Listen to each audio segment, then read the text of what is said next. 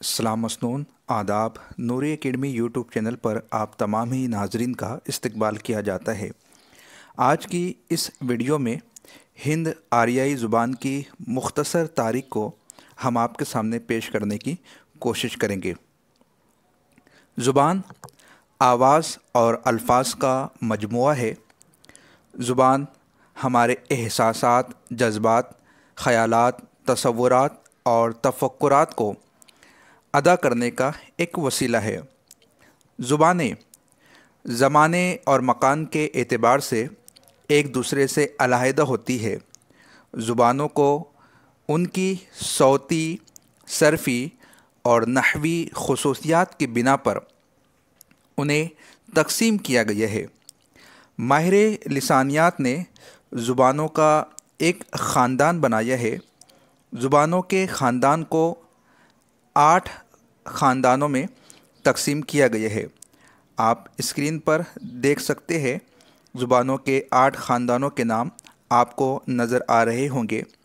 पहला ख़ानदान जिसे सामी करार दिया गया है, उसके बाद हिंद चीनी, उसी के साथ तीसरा ख़ानदान द्राविड़ी, मंडा, अफ्रीका की बातू, उसके बाद फिर जो ख़ानदान है अमरीकी, मलायाई और हिंद यूरोपी ख़ानदान। इस तरह से माहिर लिसानियात ने ज़ुबानों को सर्फ़ी, नहवी और सौती ख़ुसूसियात की बिना पर 8 अलहदा ख़ानदानों में तक़सीम किया है। अगर हम सामी ख़ानदान की बात करें, आप स्क्रीन पर देख पा रहे होंगे कि सामी ख़ानदान जो कि ज़ुबान का पहला ख़ानदान है, उसकी 2 ज़ुबानें काफ़ी मशहूर है। एक अरबी और दूसरे इब्रानी। इसी तरह हिंद चीनी ज़ुबान, हिंद चीनी ख़ानदान, उसके बाद द्राविड़ी ख़ानदान। द्राविड़ी ख़ानदान की जो मारूफ़ ज़ुबानें हैं तमिल, तेलुगु, कन्नड़ी और मलयालम।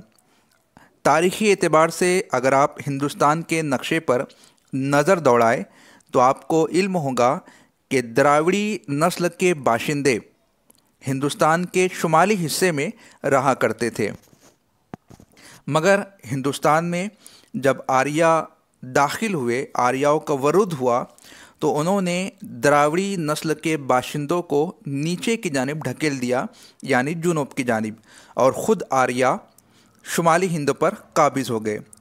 तो शुमाली हिंदों में द्राविड़ी नस्ल के बाशिंदे जो ज़ुबानें बोला करते थे, तमिल, तेलुगु, कन्नड़, मलयालम, वो सब जुनूबी हिंदुस्तान की ज़ुबानें बन गई, इसलिए कि आर्याओं ने द्राविड़ों को शुमाल से जुनूब की जानिब मुंतकिल कर दिया था, या ढकेल दिया था, या खदेड़ दिया था।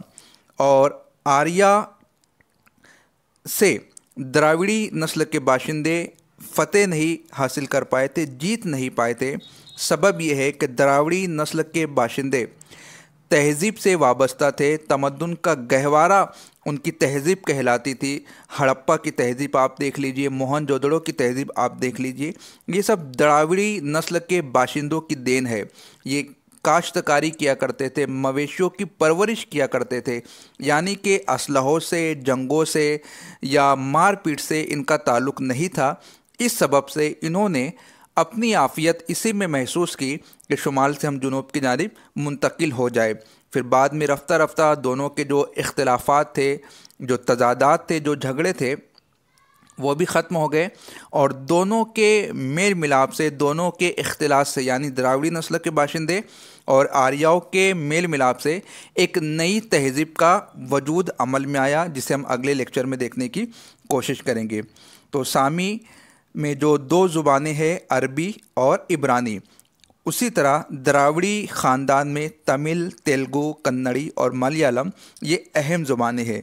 उसके बाद मंडा, अफ्रीका की बातू, अमरीकी, मलायाई। हमें नेट सेट या पोस्ट ग्रेजुएशन में उर्दू ज़ुबान के एतबार से जो ख़ानदान पढ़ना है वो है हिंद यूरोपी ख़ानदान। हिंद यूरोपी ख़ानदान बाद में हिंद आर्याई ख़ानदान के नाम से जाना जाता है। उर्दू और हिंदी ज़ुबान का ताल्लुक़ इसी ख़ानदान से है। हिंदुस्तान में आकर हिंद यूरोपी ख़ानदान हिंद ईरानी या हिंद आर्याई शक्ल इख्तियार कर लेता है। इसीलिए तारीख़ ज़ुबान उर्दू में नसीर अहमद ख़ान ने आर्याओं के वतन के हवाले से कहा था कि आर्याओं का वतन हमें वस्ती एशिया में तलाश करना चाहिए। और फिर हिंद यूरोपी ज़ुबान के हवाले से ये भी कहा जाता है कि जब आर्य आए तो आर्या हिंद यूरोपी ज़ुबान बोला करते थे। उनको दो खानों में तकसीम किया गया है, एक मशरक़ी खाना, दूसरा मगरिबी खाना। मगरिब में आर्याओं का जो ग्रुप गया था उसे कनेटम ग्रुप कहा जाता है, जिनकी नुमाइंदा ज़ुबानें यूरोप की यूनानी, लातीनी और जर्मनिक वगैरह है। जबकि मशरिक़ की तरफ जो आर्याओं का हिजरत करने वाला ग्रुप है उसे कोश्तम ग्रुप कहा जाता है, जो ईरान में ओस था और बाद में उसकी जदीद शक्ल फ़ारसी ज़ुबान बोलते थे। माना ये जाता है कि कोश्तम ग्रुप के आर्या हिंदुस्तान में दाखिल हुए और इन आर्याओं की ज़ुबान संस्कृत थी। यानी अभी हमने जो देखा कि द्राविड़ी नस्लों के बाशिंदों को जो मुंतकिल कर दिया गया आर्याओं के आने से, तो ये आर्या जो हिंदुस्तान में आए थे उनकी ज़ुबान संस्कृत हुआ करती थी। आर्याओं को दो बड़े खानों में तकसीम किया गया है, एक कनेटम है, दूसरा कोश्तम है। कनेटम ग्रुप जो है यूनानी बोला करता, लातीनी ज़ुबान का इस्तेमाल करता और जर्मनी ज़ुबान बोला करता था, जबकि कोश्तम ओस्था ज़ुबान बोला करता था जिसकी जदीद शक्ल फ़ारसी ज़ुबान है। लेकिन माहिर लिसानियात ने यह भी कहा कि हिंदुस्तान में जो आर्य आए थे उनकी ज़ुबान संस्कृत थी। इस एतबार से आर्याओं के पीरियड को यानी हिंद आर्य दौर को तीन खानों में तकसीम किया गया है। लेकिन उससे पहले कुछ सबूत और शवाहिद की रोशनी में हमें ये जानना चाहिए कि आर्य हिंदुस्तान कब आए, उनका पीरियड क्या था, किस दौर में आए, किस अहद में आए। तो इस हवाले से प्रोफेसर मसूद हुसैन ख़ान ने ये कहा कि हिंदुस्तान में आर्याओं की आमद की तारीख 1500 कब्ल मसीह है। यानी कि 1500 कब्ल मसीह का ज़माना ये मानकर चला जाता है कि हिंदुस्तान में आर्याओं की आमद हुई थी। अब इस एतबार से हिंद आर्य दौर को तीन अलग अलग खानों में तकसीम किया गया है। पहला दौर कहलाता है कदीम हिंद आर्य दौर, जिसका पीरियड 1000 साल का है, यानी 1500 कब्ल मसीह से 500 कब्ल मसीह तक। इसकी तफसीलात को अभी हम आगे देखने की कोशिश करेंगे। पहले दूसरे दौर की बात कर लेते हैं। दूसरा दौर वस्त हिंद आर्य दौर है, जिसका ज़माना 1500 साल पर मुहित है। इसका ज़माना 500 कब्ल मसीह से 1000 सन्ने ईस्वी तक है। जबकि तीसरा दौर जदीद हिंद आर्य दौर कहलाता है, यानी 1000 सन्ने ईस्वी से लेकर ताहाल यानी मौजूदा दौर तक। यानी कि तकरीबन आज हम 31/10/2021 को ये लेक्चर रिकॉर्ड कर रहे हैं, तो यानी 2021 जारी है।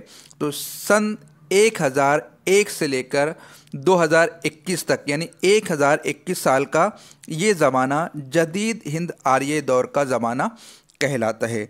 तो ये तीन अदवार काफ़ी मशहूर है, या ये कह सकते हैं कि हिंद आर्य दौर को इन तीन खानों में तकसीम किया गया है। पहला दौर 1000 साल पर मुहित है, दूसरा दौर 1500 साल के अरसे पर मुहित है, जबकि तीसरा दौर 1021 के अरसे पर मुहित है।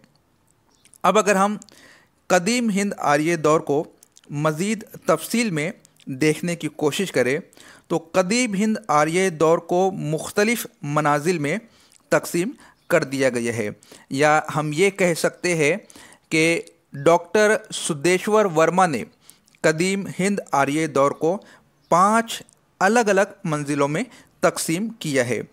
एक मंजिल है वैदिक मंजिल, आप स्क्रीन पर देख सकते हैं। उसके बाद है अहद पानी की मंजिल, उसके बाद है रज़मिया मंजिल, उसके बाद दुनियावी मंजिल और फिर लास्ट में टेक्साली मंजिल। यह के बाद दिगरे इनकी खसूसियात को हम देखने की कोशिश करेंगे। तो कदीम हिंद आर्य दौर के जो मनाजिल है वो 5 है। पहली मंजिल जो कहलाती है वो कहलाती है वैदक मंजिल। अब इस मंजिल की ख़ास बात यह है कि इस दौर में जो 4 बड़ी बड़ी वेद की किताबें हैं, ऋग्वेद, अथर्ववेद, यजुर्वेद, सामवेद, ये तख्लीक किए गए थे। ये संस्कृत ज़ुबान में तहरीर की गई थी। यानी कि इस अहद में, कौन से अहद में? वैदिक मंजिल में ऋग्वेद, यजुर्वेद, अथर्ववेद, सामवेद लिखे जाते हैं, जो कि संस्कृत मज़हब की अहम किताबें तस्लीम की जाती है। उसके बाद दूसरी मंजिल है अहद पाणिनी की मंजिल। इस अहद में पाणिनी की अशिष्ट अध्याय और पातंजलि की महाभाष्य लिखी जाती है। इस तरह इस दौर में संस्कृत आलिमों की ज़ुबान बन जाती है। यानी पहले दौर में तो 4 वेद लिखे गए, लेकिन अहद पाणिनी की मंजिल में पाणिनी की अशिष्ट अध्याय तहरीर की गई और पातंजलि की महाभाष्य लिखी गई। इस दौर में क्या होता है कि जो संस्कृत ज़ुबान है वो आलिमों की ज़ुबान बन जाती है। संस्कृत ज़ुबान को एतबार का दर्जा हासिल हो जाता है। उसके बाद तीसरी मंजिल आती है जिसे कहा जाता है रज़मिया मंजिल। रज़मिया मंजिल, इसमें जो किताब तहरीर की गई है महाभारत, इसे अदबी मंजिल भी कहा जाता है। यानी रज़मिया मंजिल को अदबी मंजिल कहा जाता है और इस दौर में महाभारत तहरीर की जाती है। उसके बाद फिर होता है दुनियावी मंजिल। दुनियावी मंजिल में क्या है कि संस्कृत ज़ुबान सरकारी ज़ुबान बन जाती है और संस्कृत ज़ुबान का ताल्लुक़ मज़हब से मुनक़ता हो जाता है। यानी ऊपर आपने देखा कि मजहबी ज़ुबान संस्कृत थी, लेकिन दुनियावी मंजिल में जहाँ संस्कृत को ये दर्जा हासिल होता है कि वो सरकारी ज़ुबान बन जाती है, लेकिन उसके बरक्स मज़हब से उसका ताल्लुक़ मुनक़ता हो जाता है। उसके बाद जो है टेक्साली मंजिल। इसमें क्या होता है कि अवामी बोलचाल से ज़ुबान जो है वो दूर हो जाती है। इस अहद में संस्कृत कवायद नवेसों की पाबंद होकर ख़ुद को महदूद और महसूर कर लेती है। यानी कि जो टेक्साली अहद है, इस अहद में संस्कृत ज़ुबान कवायद नवेसियों की जकड़बंदी में अपने आप को मुक़य्यद कर लेती है और शुद्धि के चक्कर में फंसकर आवाम से दूर हो जाती है। इसलिए इसके पहलू ब पहलू अवामी बोलियां परवान चढ़ने लगती है। इसीलिए संस्कृत को मुख्तलिफ अदवार में तकसीम किया गया है। आप स्क्रीन पर देख पा रहे होंगे कि संस्कृत को अपने मरहले की बुनियाद पर 3 मुख्तलिफ खानों में तकसीम किया गया है मियार के एतबार से। पहला जो खाना है उसे कहा जाता है मियारी संस्कृत, दूसरे खाने को गैर मियारी और तीसरे को निम मियारी। इलाक़ाई एतबार से तकसीम अमल में आई है। पंजाब के इलाके में जो संस्कृत ज़ुबान बोली जाती थी उसे मियारी करार दिया गया है, जबकि यूपी बिहार के इलाके में जो संस्कृत ज़ुबान बोली जाती थी वो गैर मियारी कहलाती थी। अगर हम मियारी ज़ुबान को समझने की कोशिश करें, जिसे अदीचा भी कहा जाता है, तो ये हिंदुस्तान के शुमाल और शुमाल मगरिबी हिस्से में बोली जाती थी। यानी पंजाब और पंजाब से लगकर जो इलाके थे वहाँ पर मियारी संस्कृत बोली जाती थी, जबकि गैर मियारी या हम मध्य देश या वस्ती या निम मियारी कह सकते हैं, अम्बाला से इलाहाबाद तक का जो इलाका था वहाँ पर नीम मियारी ज़ुबान बोली जाती थी। यहाँ के लोगों की संस्कृत नीम मियारी थी। अगर हम गैर मियारी ज़ुबान की बात करें तो गैर मियारी जो ज़ुबान है वो मशरक़ी हिंदुस्तान की ज़ुबान है, यानी यूपी बिहार के जो इलाके हैं वहाँ पर गैर मियारी ज़ुबान बोली जाती थी। तो मियार के एतबार से इन 3 खानों में संस्कृत ज़ुबान को तकसीम किया गया है। इसी तरह प्रोफेसर ज्ञान चंद जैन के मुताबिक उन्होंने कदीम हिंद आर्याई को दो अलग अलग अदवार में तकसीम किया है। उसमें क्या क्या है? वैदिक संस्कृत और क्लासिकल संस्कृत। इस एतबार से प्रोफेसर ज्ञानचंद ने तकसीम की है वैदिक संस्कृत और क्लासिकल संस्कृत। हिंदुस्तान में आर्यों की आमद के बाद सबसे पहले वैदिक संस्कृत के नमूने मिलते हैं। इसी तरह आर्याई का पहला मुस्तनद नक्श हमें ऋग्वेद में देखने को मिलता है। तो इस एतबार से ज़ुबान की तकसीम अमल में आई, जिसे खाके की शक्ल में हमने आपके सामने पेश करने की कोशिश की। अगर इजमाली जायज़ा आपके सामने 1 मिनट में पेश करना चाहो तो ज़ुबान के ख़ानदानों को उनकी सरफ़ी नहवी खुसूसियात की बिना पर 8 अलग अलग ख़ानदानों में तकसीम किया है, जिसका नाम सामी, हिंद चीनी, द्राविड़ी, मंडा, अफ्रीका की बातू, अमरीकी, मलायाई और हिंदो यूरोपी ख़ानदान है। सामी की 2 मारूफ ज़ुबानें हैं, अरबी और इब्रानी। द्राविड़ी की मशहूर ज़ुबानें हैं तमिल, तेलुगु, कन्नड़ी और मलयालम। इसी तरह उर्दू और हिंदी ज़ुबान का जो ख़ानदान है वो हिंद यूरोपी ख़ानदान है, जो बाद में हिंदुस्तान में आकर हिंद आर्याई शक्ल इख्तियार कर लेता है। आर्याओं की आमद का जो ज़माना है प्रोफेसर मसूद हुसैन ख़ान ने 1500 कबल मसीह मुख्तस किया है।